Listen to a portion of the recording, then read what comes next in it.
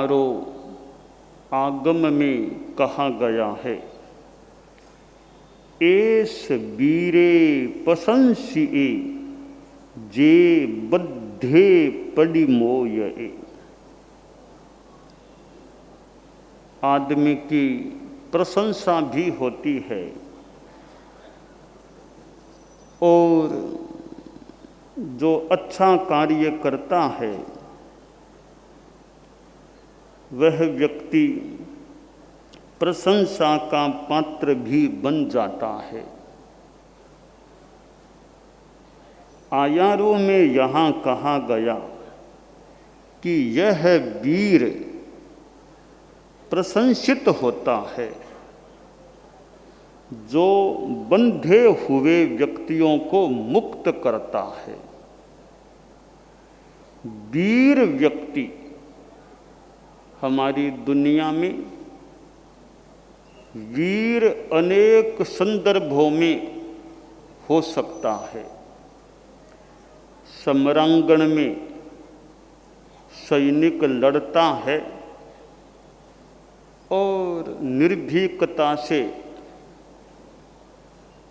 मोर्चा संभालता है,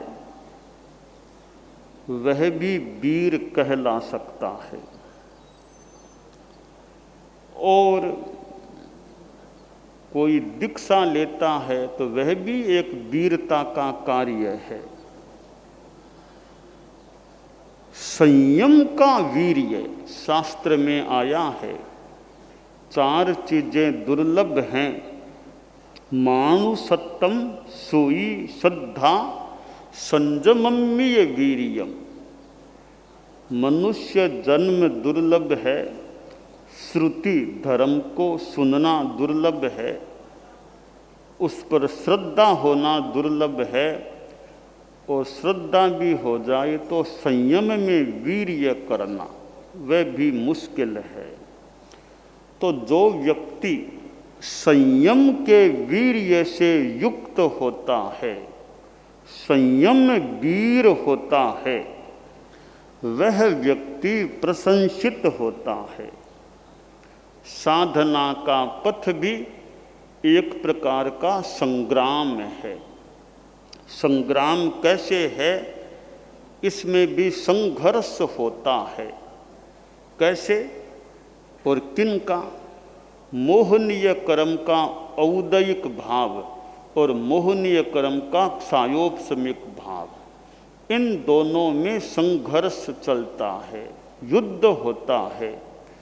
और यह युद्ध कोई बाहर की बंदूक बम इनसे नहीं, यह भीतर में ही भाव जगत में ही होने वाला युद्ध है।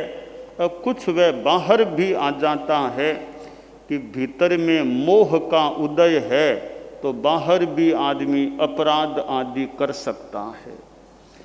तो यह युद्ध है मोहनीय कर्म के उदय भाव का और मोहनीय कर्म के क्षयोपशम भाव का। यह धर्म युद्ध है। उत्तरध्यायनानि में कहा गया, अप्पाणमेव जुज्झाहि किं ते जुज्झेन बद्धओ, अप्पाणमेव अप्पाणम जयिता सुह में है, कि अपने आप से युद्ध करो। बाह्य युद्ध से तुम्हें क्या मतलब? जो अपने से अपने को जीत लेता है वह सुख को प्राप्त होता है। यह भी कहा गया, जो सहस्रम सहस्राणम संगामे दुज्ज ए जिणे एगम जिणेज अप्पाणम एस से परमो जाओ। बाहर के समरांगण में 10 लाख योद्धाओं को कोई जीत लेता है, वह जय तो है परम जय नहीं है। एक आदमी 10 लाख योद्धाओं को जीत लेता है, वह विजेता है, जेता है, पर बड़ा परम विजेता नहीं है। परम जय किसकी होती है? एक अपनी आत्मा को जो जीत लेता है वह उसकी परम विजय होती है। तो समरांगण में लड़ने वाले योद्धा से भी बड़ा योद्धा आत्मयुद्ध करने वाला योद्धा होता है। तो आयारों में कहा गया, एस बीरे प्रशंसिए जे बद्धे पड़ी मोये, जो बंधे हुओं को मुक्त कर देता है। काम, वासना, राग, द्वेष, क्रोध, मान, माया, लोभ, आसक्ति, इनसे जो बंधा हुआ है, जकड़ा हुआ है, खुद की आत्मा को भी जो मुक्त करता है, दूसरे लोगों को भी पथ दर्शन उपदेश के द्वारा इन शत्रुओं से, काम, क्रोध आदि शत्रुओं से जो मुक्त करा देता है, वह वीर होता है और वह वीर प्रशंसित होता है। एक तो किसी को मार दिया, थप्पड़ लगा दी बिना मतलब, वह वीर तो हो सकता है, प्रशंसा लायक वीर नहीं है। बिना मतलब किसी को तकलीफ देता है, उसका वीर्य दुरुपयोग में जा रहा है। इसलिए प्रशंसा पात्र वह वीर है जो दूसरों के दुखों को दूर करता है, जो दूसरों को बंधनों से मुक्त करता है, जो दूसरों की आत्मा को पापों से मुक्त कराता है, वह प्रशंसा पात्र वीर व्यक्ति होता है। तिन्नाणम तारयानम, स्वयं तीर्ण और दूसरों को तारने वाले, जो स्वयं तरते हैं, दूसरों को तारते हैं, वे बड़े अच्छे तैराक हैं। जो स्वयं तरते हैं, दूसरों को भी तार देते हैं। अरहत होते हैं अपने धर्मोपदेश के द्वारा। कितनों का कल्याण वे करते होंगे। सिद्ध भगवान तो परम हैं, वे तो सिद्ध अवस्था में यूँ सक्रिय रूप में किसी का कल्याण नहीं करते, आसाधना न हो, वे सक्रिय रूप में किसी का कल्याण नहीं करते। उनका स्मरण करने से भले हमारा कल्याण हो जाए। तो अरहत दूसरों को बंधनों से मुक्त करने वाले, आचार्य, उपाध्याय, साधु, ये भी दूसरों को बंधनों से मुक्त करने वाले हो सकते हैं। आचार्य तो प्रमुख हैं, उपाध्याय भी ज्ञान देने वाले, पढ़ने पढ़ाने वाले, साधु भी साधना करने वाले, दूसरों को उपदेश देने वाले, बंधनों से मुक्त करने वाले हो सकते हैं। तो वह वीर प्रशंसित होता है जो काम मुक्ति की साधना करता है, स्वयं काम मुक्त होकर, कामनाओं से मुक्त होकर दूसरों को भी कामनाओं से मुक्त कर देता है। अब दूसरों को गलत बात से, गलत काम से मुक्त कर देना। एक सेठ था, तो उसके एक लड़का था, इकलौता बेटा था, पर वह बेटा कुसंगति में चला गया, जुआ खेलने लग गया। घर में परेशानी शुरू हो गई जुए के कारण से। पिता ने अनेक बार कहा, बेटा तू ये आदत छोड़, ये काम अच्छा नहीं, जुआ मत खेला कर। बेटा छोड़ नहीं सका। आखिर पिता वृद्ध हो गया और बीमार हो गया। अब आयुष्य बहुत नहीं है ऐसा लगने लग गया। एक दिन पिता ने पुत्र को बुलाया। बेटा आया, पास में बैठा। पिता बोला, देखो अब मेरे शरीर की स्थिति बहुत ही नाजुक हो गई है। मैं 1 दिन रहूँगा, 2 दिन रहूँगा, 10 घंटे रहूँगा, अब यह कहना मुश्किल है। अब मैं तुमको एक अंतिम शिक्षा, अंतिम बात कहना चाहता हूँ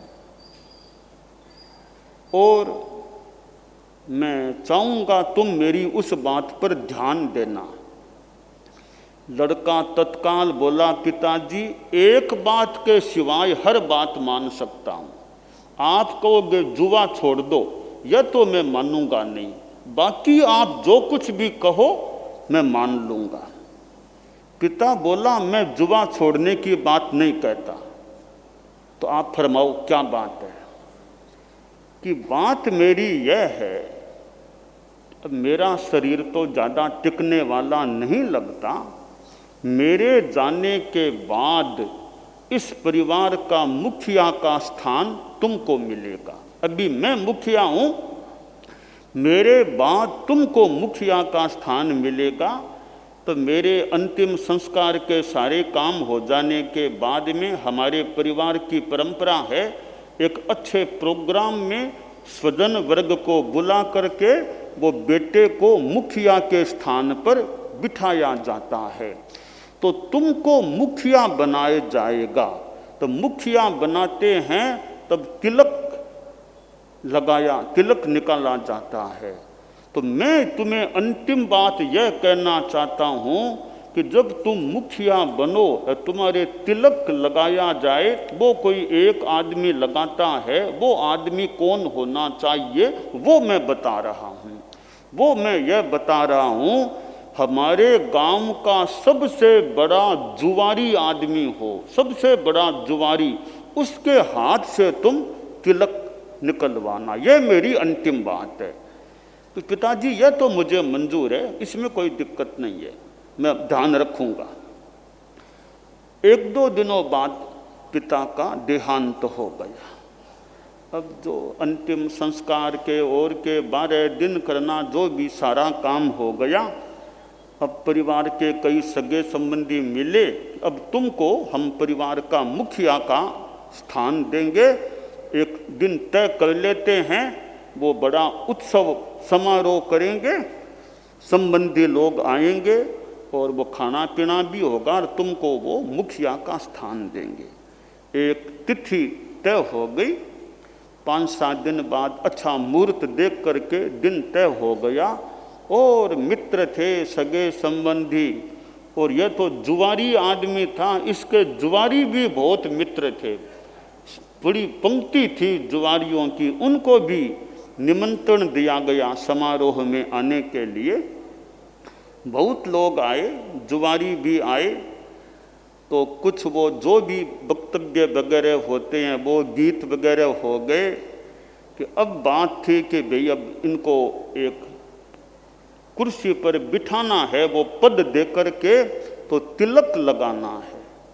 तब वो लड़का बोला कि साहब तिलक लगाने की बात है तो मुझे पिताजी ने अंतिम एक बात में कहा है कि तिलक वो आदमी लगाए जो गांव का सबसे बड़ा जुआरी हो।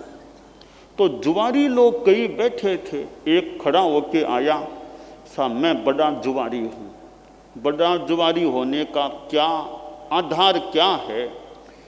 कि साहब आधार तो यह है, इतना जुआ खेला है, मेरे पिताजी का जो मकान था वो जुए में चला गया, कितना बड़ा नुकसान हुआ, जुए में चला गया, तो मैं बड़ा जुआरी हूँ, मैं तिलक लगाऊंगा। इतने में दूसरा बोला, तुमसे बड़ा तो मैं हूँ। बोल तुम्हारी क्या बात है?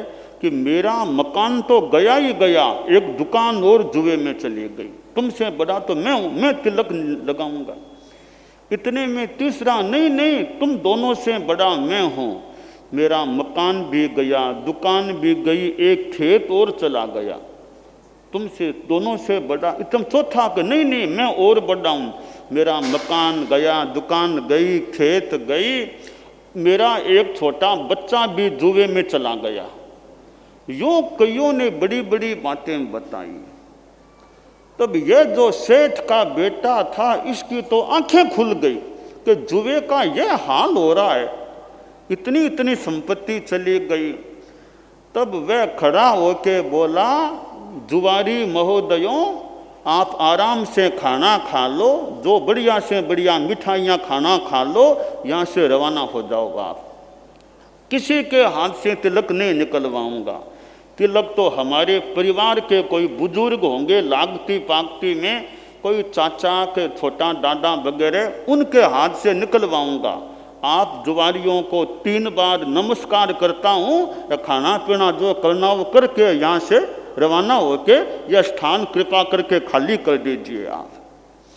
लड़के ने सोचा, रे ये बेहाल जुआरियों का। अब मैं तो परिषद के बीच में बोला, इस क्षण के बाद जिंदगी भर जुआ खेलने का त्याग है मुझे।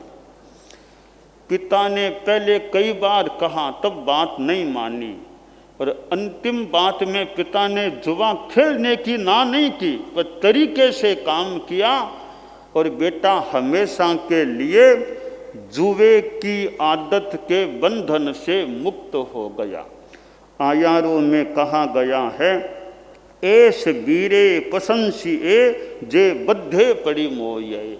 तो सेठ ने अपने बंधे हुए बेटे को तरीके से जुए से मुक्त करा दिया। तो स्वयं भी जो बुराइयों से, कामासक्ति से मुक्त होता है, और दूसरों को भी जो मुक्त कर देता है, वह प्रशंसित वीर होता है। आचार्य भिक्षु हमारे धर्म संघ के प्रथम आचार्य श्री थे, आद्य अनुशास्ता थे। अब उनका जो प्रसंग है हेमराज जी स्वामी का, हेमराज जी स्वामी सिरियारी वाले हमारे धर्म संघ के बहुत बड़े संत हुए हैं। वो थोड़ी यूँ दीक्षा लेना बात संभवतः करते थे। एक दिन वो स्वामी जी उधर कुशलपुर फिर नीमली का रास्ता, वो भी नीमली की ओर जा रहे थे शायद वो हेमराज जी। तो सिरियारी नीमली जो भी मांडा से सिरियारी, तो रास्ते में नीमली और कुशलपुर जो भी, तो स्वामी जी भी कोई शकुन के कारण से उधर का रास्ता ले लिया, दोनों का मिलना हो गया। तो कहा, अरे हेमड़ा मैं भी आ रहा हूँ, मैं भी इन्हें आ रही हूँ। मिलना हुआ हेम जी से। तो कहा, आप तो कुशलपुर की ओर ब्याह कर किया था, इधर कभी मैं मानो आज तुम्हारे लिए इधर आ गया हूँ, बड़ी कृपा की, दर्शन मिल गए। तो स्वामी जी ने फरमाया, हेमड़ा तू कई बार कया करे दीक्षा लेसूं, आज तुम पक्को बता, मारे मरिया बाद में दीक्षा लेसी, जीवता दीक्षा लेसी। मेरे मरने के बाद में दीक्षा लोगे या मेरी जिंदा अवस्था में दीक्षा लोगे? थोड़ा हेमराज जी को थोड़ा बहुत कटु कैसा ही लगा कि स्वामी जी ने यह क्या फरमा दिया कि मारे मरिया बाद।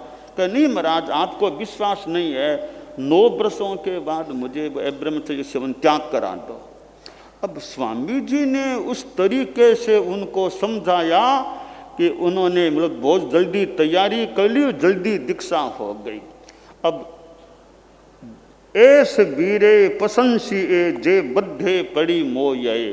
तो आचार्य भिक्षु ने जो हेमराज जी थोड़े मानो बंधे हुए थे कामाशक्ति में और में, जो भी उनको मुक्त करा दिया और उनकी दीक्षा भी जल्दी ही हो गई। तो आचार्य भिक्षु ने यूँ कितनों को मानो मुक्त किया होगा, कितनों को दीक्षा दी। तो ये बंधे हुए को समझा करके, उपदेश दे करके, प्रतिबोध दे करके यूँ मुक्त कर देना, मुक्त कर लेना, वह आदमी वीर है जो स्वयं भी मुक्त होता है और दूसरों को भी जो मुक्त कर देता है। अब श्रद्धेय मंत्री मुनिश्री जो बाद में बने सुमेरमल जी स्वामी लाडनू, हम कितने बच्चों को मानो उस समय उनके या उनके साथ वाले संतों से जो उपदेश प्रेरणा मिली और हमें मानो संसार के इस बंधन से मुक्त कर दिया। उदित कुमार जी स्वामी, मैं और भी कई हमारे बालक उस समय थे, 2-3 और भी ऐसे बालक या युवक जो तैयार हुए, कई दीक्षित भी हो गए।